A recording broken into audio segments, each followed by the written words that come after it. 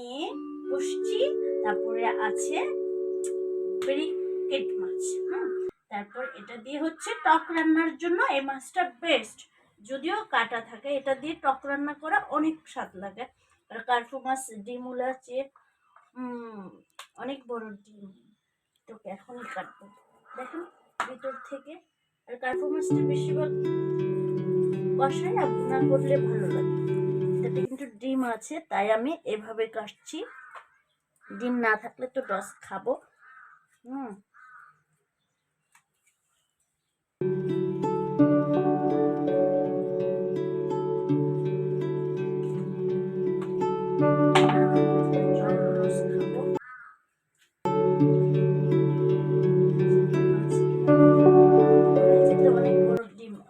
আমি ডচ খেয়েছি, ভেবেছিলাম অনেক বড় ডিম হবে, কিন্তু ডিম হয়নি। আমার গুতুম আশা করেছিল ডিম হবে, কিন্তু ডিম না হয়ে এত বড় প্যাডা হলো কেন? এটা কি করব আমি এখন? গুতুম রস খেয়েছি না, এটা কি? এটা ও মা, এই মাছটা তো অনেক বড় রস খেয়েছি। এটা কি? কার্পু মাছ থেকে এত বড় কি বের হয়েছে? এটা চর্বি, এত বড় চর্বি এই কার্পু মাছটা থেকে? আপনারাই বলেন এটা আসলে কি? ও মা, পুরো দিল দরিয়া। হ্যাঁ,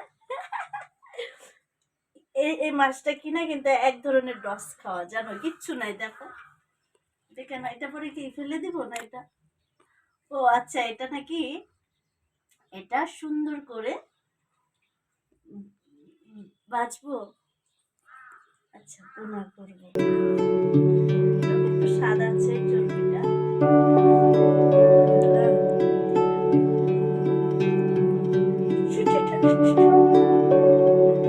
দেখতে পাচ্ছেন পুরো এক বাটি চর্বি হয়ে গেছে। আমি ভাবছিলাম ডিম হবে, গুতুমও ভাবছিল ডিম হবে, কিন্তু গুতুমটা বলেছে ডিম হবে, তাই ও এই মাছটা অনেক দাম দিয়ে কিনেছে। কিন্তু বাড়িতে না এরকম অনেক কিছুতেই রস খেতে হয়। ছি ছি। মিষ্টি কুমড়টা ভাজি করব ফুলকপি দিয়ে, তারপরে কই মাছ রান্না করব, এটা দিয়ে শুটকি নতুন আলু দিয়ে রান্না করব, তারপর কচুর লতা দিয়ে শুটকি দিয়ে চচ্চড়ি করব। আর এটা সুন্দর করে চচ্চড়ি করব শুধু পেঁয়াজ দিয়ে। আর মিনাল কি এটা এটা এটা কি সিলভার ব্যারিকেড, এই ব্যারিকেড মাছটা দিয়ে টক রান্না করব। এটা একান্তই টকের মাছ। হ্যাঁ, আর এটা আমার গুতুমকে পুরোটাই ভাজি করে দিব। এটা পুরোটাই, এটা আমি কাটবো না, এটা আনাম ভাজি করে তোমাকে খাওয়াবো। ওকে ওকে, আমি আর কাটবো না এটা। আমার তো অনেক কষ্ট হচ্ছে কাটতে।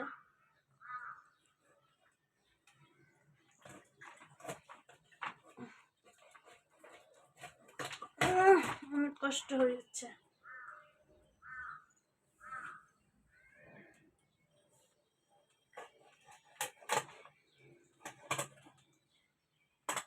দেখতেই পাচ্ছেন কত বড় ডচ খেয়েছে আমার গুতুম। ডিম বলে দিয়েছে, কিন্তু বাসায় এসে দেখি এটা বড়া চর্বি। এটা কি হয়? এত এত বাটপারি মানুষ করে? এখন কিভাবে? এই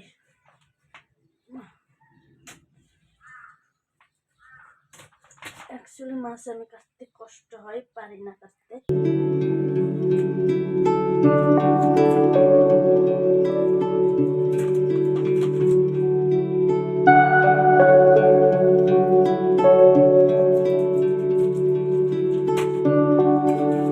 বাবা, অনেক কষ্ট হয়েছে।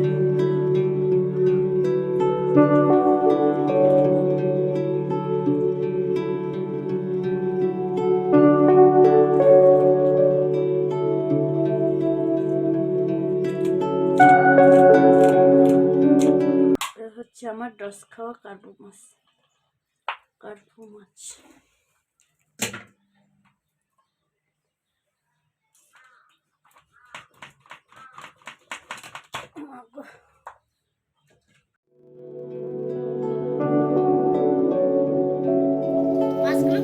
হয়ে গেছে। এখন আমি মাছগুলো সুন্দর করে ধুয়ে নিচ্ছি বন্ধুরা।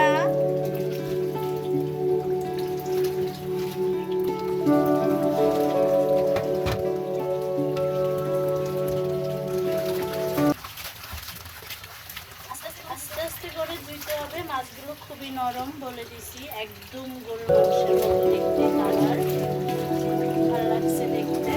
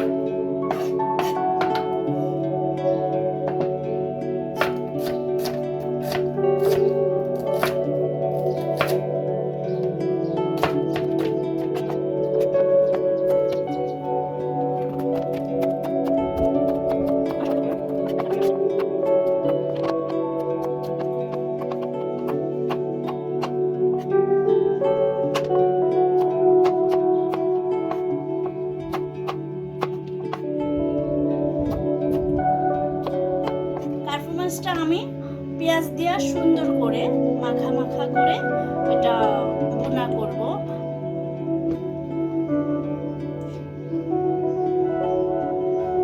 এখন আমি কার্পু মাছটা রান্না করার জন্য একটা ফ্রাই প্যান বসিয়ে নিলাম চুলায়, তারপর তেল দিয়ে দিলাম।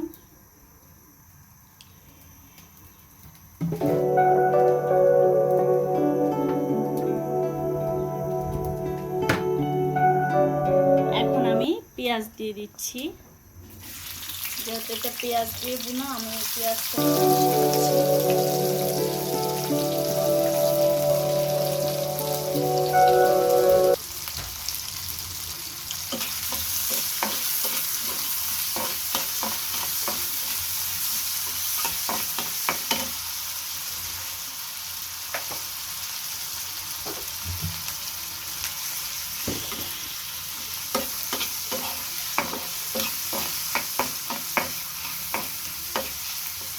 পেঁয়াজটা ব্রাউন কালার করে তারপরে আমি মশলা দিয়ে দিচ্ছি।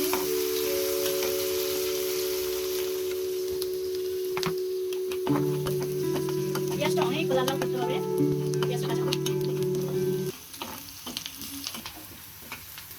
এখন আমি পেঁয়াজটা লাল লাল হয়ে আসছে, এখন আমি রসুন বাটা দিয়ে দিলাম।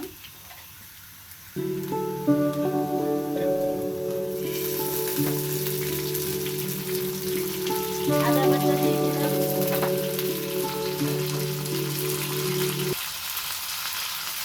জিরা বাটা দিয়ে দিলাম। তারপর পরিমাণ মতো হলুদ গুঁড়া দিয়ে দিলাম, ধনিয়া গুঁড়া দিয়ে দিলাম, মরিচ গুঁড়া দিয়ে দিলাম।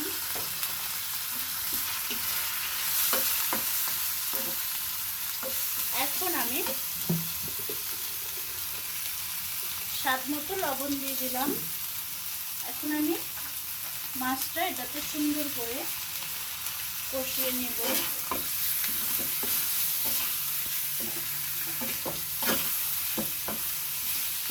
একটু পানি দিয়ে দিব।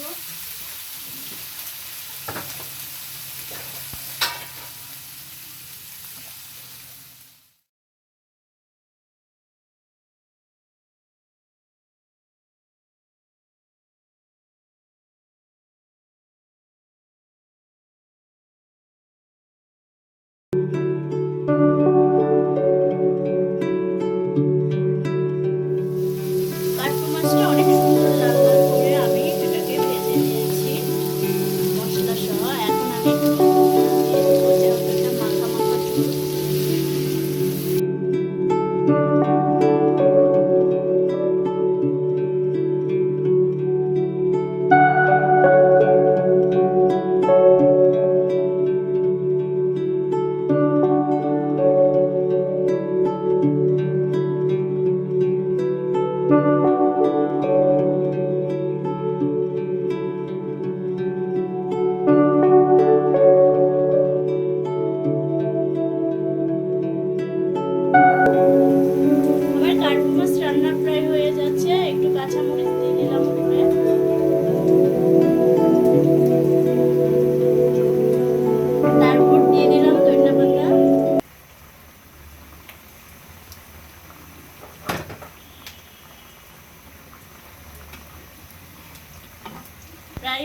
আসছে।